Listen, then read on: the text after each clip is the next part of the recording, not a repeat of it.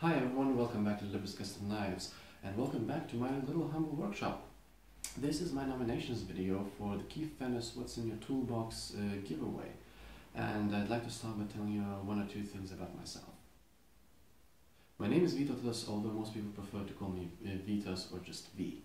At the moment I'm residing in London, United Kingdom, although you might be able to guess from my weird name and even weirder accent that I don't come from an English-speaking country. As a matter of fact, I come from a smallish country in the Baltics called Lithuania. Lithuania has approximately 2.9 million inhabitants. The capital, Vilnius, which is also the largest and the most populated city, has about 540,000 inhabitants. I come from the seaside. I come from a town called Klaipėda, which is the third largest town in the country and is the only commercial port of the country. Interesting fact is that Klaipėda is the northernmost port in the Baltic Sea, if not the most of Europe, that remains ice-free and therefore operates all year round. From the Second World War, from the end of the Second World War all the way till 1991, Lithuania remained under the Soviet occupation. I'd like to tell you why I consider myself worthy of this nomination. I'm currently 25 years old. My grandfather, he worked in the railroads back at home as an electrician. Unfortunately, he passed in 1986, if I'm correct, before I was born. My father wasn't around either, so most of my life it was just me, my mother and my grandmother.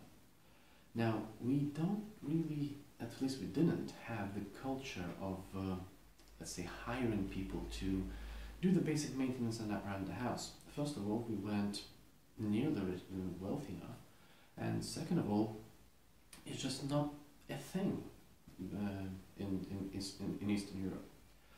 If you need to get something done, you take your saw and your pliers and a hammer and you go and do it. Otherwise, it's not gonna get done. And this sort of mentality of do it yourself or it's not gonna get finished remained with me ever since. Ever since I was a small kid, by small I mean 5 or 6, I loved pulling things apart and seeing how they worked. This got me in trouble so many times because things usually wouldn't work again after I put them back together. Also, there were tools left in the house from my grandfather. Nothing special, it was just pliers and saws and hammers and a clamp or two and some electrician's tools. I have no idea what they did. But just enough for a young boy to get himself in trouble with, and if you realize that a hammer acts as a very effective thumb detector. Growing up without a fatherly figure around, I had to learn very quickly and on my own to be able to do the more difficult and demanding tasks around the house. My mother was very good at keeping the house in order because, well, she had to while I was young, but the more difficult tasks such as plumbing and wiring and the heavy labor, I had to take care of that. Machining and metalworking has always been in the back of my head somewhere, although I didn't quite know what it was at the time. I remember when I was about 15 or 16, I was building some sort of a gadget. I can't remember what now. And I needed a metal part turned. Now, obviously, I didn't have a lathe. I didn't know anybody who had a lathe either. So I decided to improvise. And I made my own lathe. And I still have it. Do you want to see what my first lathe looked like? Well, there it is. It's actually behind my back.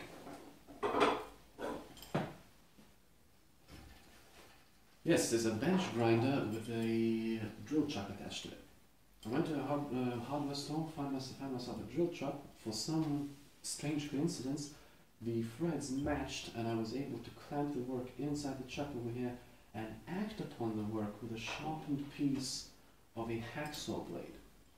It was awful, it was horrible. The chatter made the whole house ring. The process was very slow and very tedious, but at the end of the day I had my first turned part. After high school, I went to study in the technical university back at home in the capital town. I quit after half a year because I decided it was a waste of time, and that's when I moved to the UK. And yes, I came here on a coach, and yes, it sucked. I was 19 years old when I came to live to Bristol. I had a place in another university studying engineering, and we had a demo of the engineering workshop. For the first time in my life, 19 years old, I saw a Bridgeport. I saw lathes. I think they were Chester. I think the brand was Chester lathe. They had 3 or 4 lathes in the machine room over there. I saw a horizontal mill for the first time in my life. Can't remember what brand that was. I saw a surface grinder, and that's what it really ignited the desire and the passion and the love for this trade. That's how I kind of decided on what I want to do with my life. So after the demo was finished, a couple of days later, I came back there and asked a couple of guys. I said, the technician in a workshop, I said, is it okay if I come here to work? And I'm to work on my own little project, to goof around, to learn. And somewhat to my surprise, they agreed. There were 2 people there that I will always remain grateful for, Alan and Doug. Also, a real special mention goes to Chris as well, because he's the guy who authorized me coming in there and just working. Unsurprisingly, they were all really busy people. They're working in universities, workshop, who are R&D and lots of stuff at different times. They have their own projects they have to take care of, they have the work they have to take care of, they have the classes they have to run, and even still, they still try to find time in their day to teach me, a complete and utter novice, to how to run a machine, how to stay safe. Alan mostly taught me how to run the machines and how to clamp things and how to hold stuff and what to use what for. And Doug, he taught me the very basics in welding. I will forever be in those guys' debt. And Alan and Doug and Chris, if you guys are watching this video, please get in touch on the links below in the description. I owe you guys a beer or 2, and I just want to know how you guys are doing. Okay? Thanks. After a while of goofing around, I decided it was time for a proper big project for me. And what I decided to make was a belt grinder for knife making. More on that later. So there we go. This is a belt grinder that I made when I was in uni. Everything in here that you see, except for the motor and the belts, of course, is handmade. This involved quite a lot of machining, in both on the lathe and on the mill, as well as welding. Also, it involved keeping in tolerances for but not always successfully, unfortunately. There's quite a few apprentice marks on the thing. It's not perfect, but it works. Okay, and I'm quite proud of the thing. And every single knife I made so far was made on this very grinder. Knife making was and still is quite a serious hobby for me. Unfortunately, due to my work, there's not a lot of time I can give to this rewarding activity. And something tells me that the main reason why I wanted a belt grinder is so I could learn machining a bit better. Not long after I have completed the grinder, the head tutor of my course decided that I was spending too much time in the workshops and it was interfering with my studies. In retrospect, he might have been right. Therefore, I was banned from the workshops. I was banned from the only place in the whole university that I actually enjoyed. I was banned from an environment that I was starting to feel at home at, and the environment itself was starting to warm up to me. And I was banned from the environment that I thought I'm going to spend the rest of my professional life in. And I was banned because I did what I love to do. The exact comment given to me, and I'll probably remember this till the day I die, was, "You are here to study to be an engineer, not a machinist."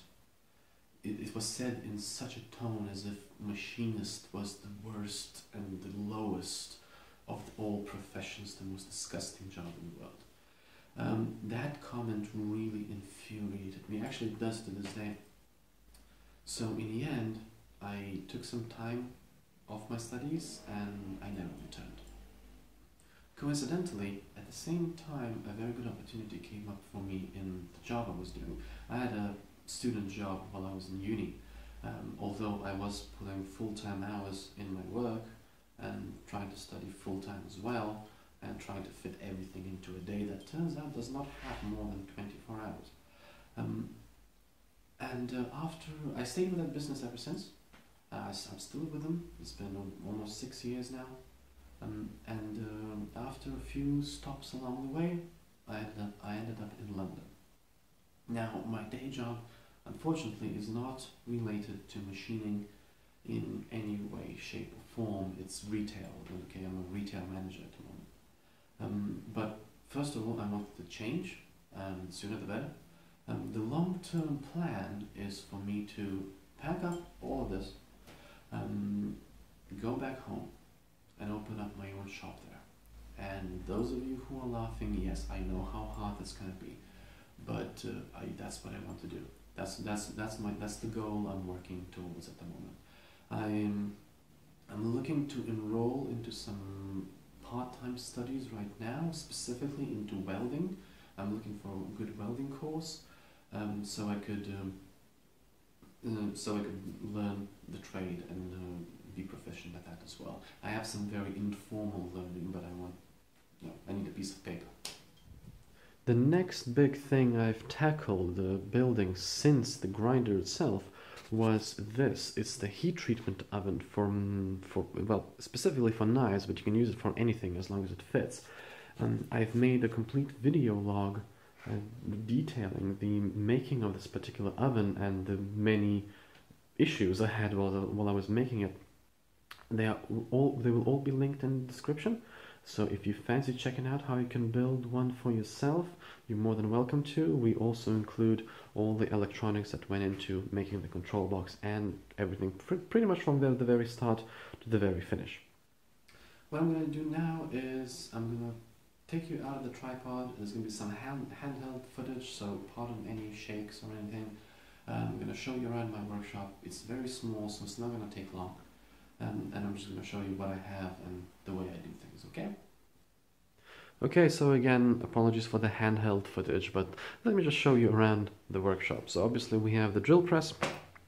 Again, only a table standing model, and it's actually very cheap. This is probably the most expensive thing, most expensive complete tool I've ever bought for the workshop, and it's only like 150 pounds, which is what, $250, something like that.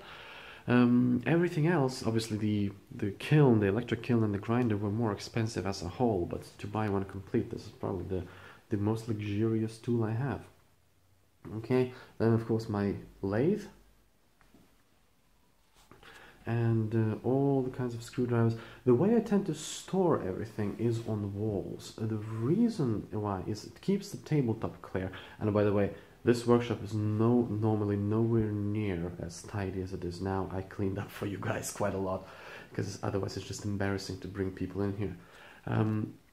The reason I tend to hang everything on walls, it keeps the tabletops clear, okay, and you can very clearly see what you have, and even clearer what you haven't if something's missing.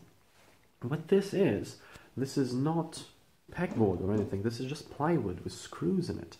That way I can adjust. If I change my mind about how I want to store things, I can just move the screw.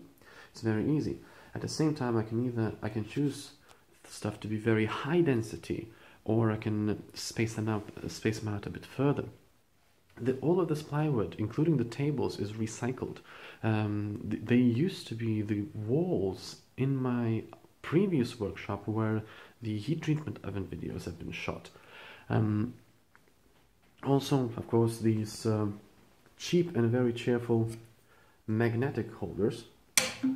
The tools I don't mind getting magnetized, I usually store them, such as screwdrivers. I'm perfectly fine with them being magnetized, but stuff like files and stuff, they get stored in drawers, just so the metal chips don't stick to them. This is another big wall, were clamps and wrenches and keys and sockets and nippers and stuff like that live, okay? Again, most of the stuff in here is not the highest quality, but it works, it does its job. And again, this is a recycled piece of plywood with all it is just some screws that hold the thing in place. The question you might have is, well, why don't you draw a line around the stuff so you know what goes there if it goes missing? The reason I don't do that is in case I change my mind and I want to distribute the tools a bit differently, I don't end up with an outline that's now in the wrong place. So for the time being, that's all it is. Okay, so I've got all the wrenches here. That's all I could find at the moment, and that's why I don't really like sort of toolboxes under the table, because you don't ever really know what you've got. For example, there's quite a few sizes of wrenches or spanners, depending on how you want to call them, missing, but I never knew that I didn't have them. Okay, and I never realized that this guy is so long until I put it on the wall. I never realized that I only have one crescent wrench. Maybe that means that I don't have it, but and maybe that means I don't need it. But still. Okay, and going into the other room of the workshop, right. It's a bit difficult to see, but this is a massive filing cabinet that was in this workshop. No, I didn't bring it with me. And I've had quite a bit of an accident with it about 2 months ago. I have basically, this building used to be a printing shop. So they used to print books and catalogs and albums and stuff like that. What that means is that it is full of this stuff. Okay, I believe I think it's called type. And what this is, these are cast letters, mainly from lead. I think the composition is about 80% lead, so they're very heavy. And as you can see, there's 20 drawers in these filing cabinets. I've removed most of them, I've put them up there. This filing cabinet, is how I like to call it, was full of these drawers, okay, and every single drawer was full of them letters, of the type.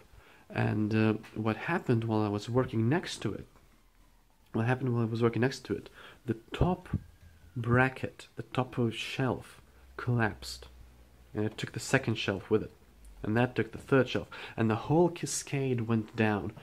And I was standing right where I'm standing right now. Everything came crashing down and it came on top of me. Okay, I fell backwards first onto the ground.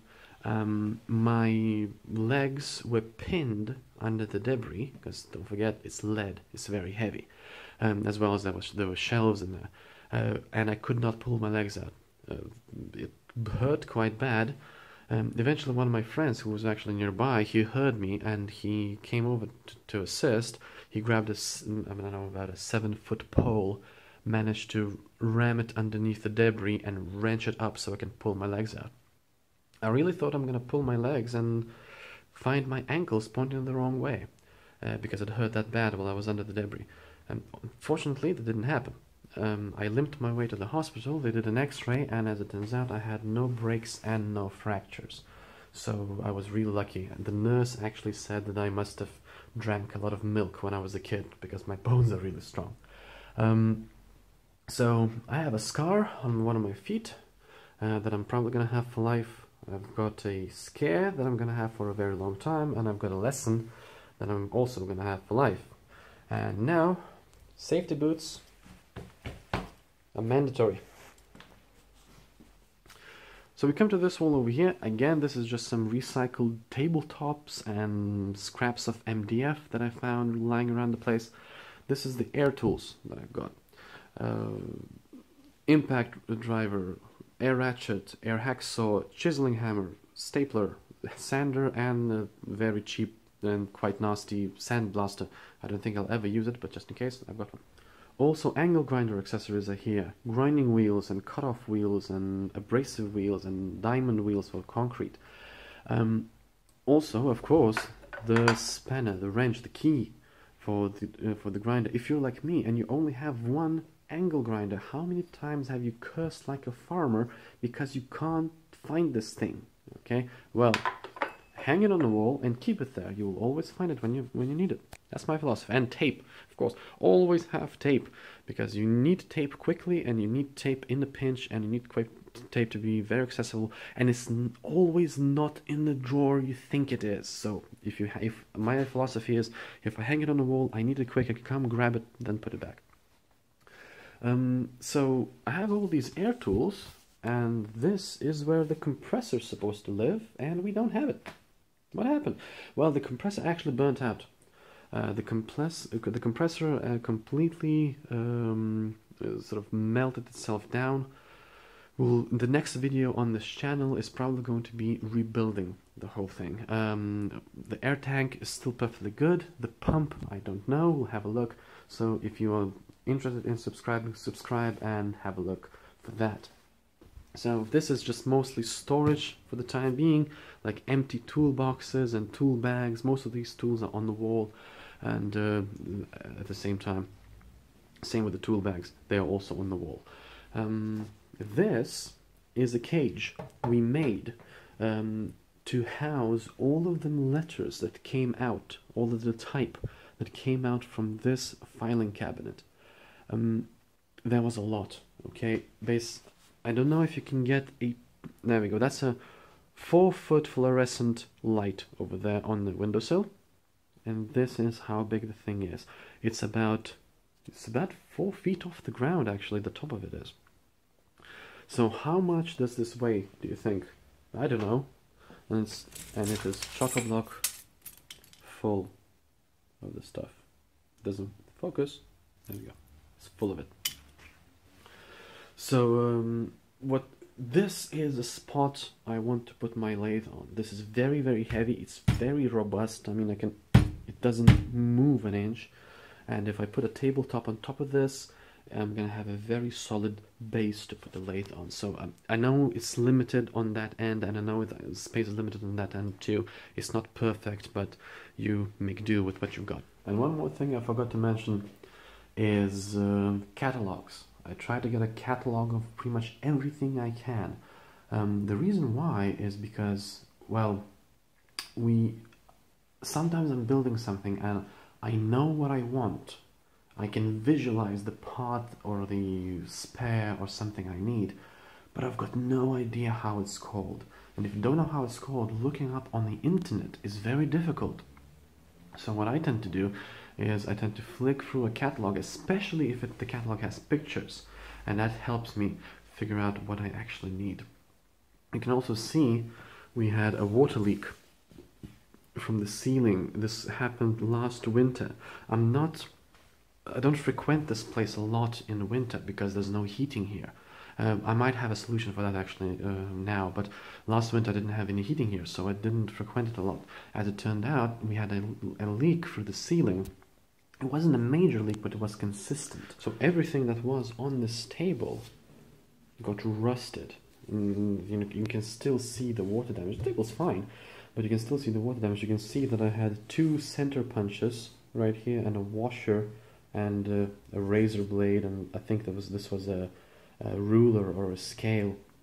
No, those were completely destroyed and I had to throw them out. That's the quick look around my workshop. Thanks. The next big purchase for the shop is going to be a lathe. Unfortunately, only a small benchtop type lathe. I haven't got the space and the means to move a proper engine type lathe, the floor standing models. So besides, I might need to vacate this area in reasonably short notice, within about a month, if that's what the landlord decides. So I need to be able to move the thing quite rapidly. So unfortunately only a small benchtop lathe, but that's what I'm going to look for right now. If you've got some advice, feel free to drop it down in the comments. Okay, I'd love to read it. I have first discovered YouTube machining videos about 4 or 5 years ago. And the first person I found, the first person I subscribed to, was no other than Keith Fenner himself. Soon after I found the others, such as Tom Lipton and Adam Booth and Keith Rucker from WindishMachinery.org and John from NYC CNC, just to name a few. And what amazes me to this day is how warm and caring for its members the machining community seems to be, at least on YouTube, probably elsewhere too. As soon as one guy has a problem, there seems to be 10 more guys jumping in, trying to help, offering advice, sending stuff in, okay, for it looks like mostly free. I mean, the best example of it is this collaboration. It's an amazing cause, and look at how many people are willing to donate their time, effort, and in some cases, in most cases, money, just to help out that guy or girl who seems to be starting out in the business. There seems to be an amazing stickivity in this whole community, and I hope to be a part of it sooner rather than later. I'd love to be a part of this family, if you want to call it that. Real quickly, for those of you who are returning viewers to this channel, I know I haven't uploaded anything for a long time, and it amazes me that people are still continuing to subscribe to the channel, and I get an email every single time that somebody subscribes, and it always brings a smile to my face. It's great that people actually care for the content you're producing and they actually are interested in it. The question might be, what is going to be the future of this channel? The answer is, we don't really know yet. Most likely we will be rebranding the channel somewhat, because we will not be focusing on knives as much as the general workshop duties and activities. There are going to be knife videos coming, okay, and knife related videos coming, but this is not going to be a knife dedicated channel, I've decided. So more on that in the future, and thank you very much for every single one of you who subscribed. Thank you very much for every single one of you who drops a comment. I try my best to answer comments if they are genuine questions, and I look forward to speaking to you in the future. So thanks. And to end the video, I want to tell you a thing or two of what it would mean for me to receive the Machinist Toolbox. First of all, it would mean an incredible gesture from many, many incredible people who all collaborated to make this possible, and my gratitude would forever be with you. Second, it would offer me a jump start in what will hopefully be a lifelong career. That's what I want to be working against. And third, and most importantly, it would mean a welcome into this amazing community that exists. Perhaps it could be seen as a warm handshake saying, "Welcome, we'd like to have you on board." I'd like to thank you very much for watching this. I'd like to thank you even more for considering me for this nomination. And until next time.